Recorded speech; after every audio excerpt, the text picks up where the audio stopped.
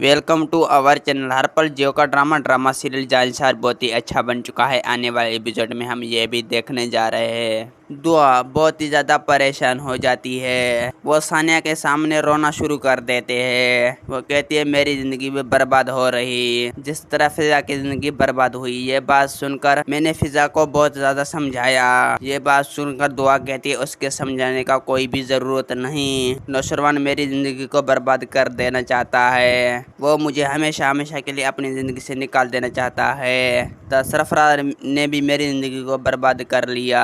ये बात सुनकर सानिया भी बहुत ही ज़्यादा परेशान हो जाती है। सानिया कहती है थोड़ा सा वक्त लगेगा, सब कुछ ठीक हो जाएगा।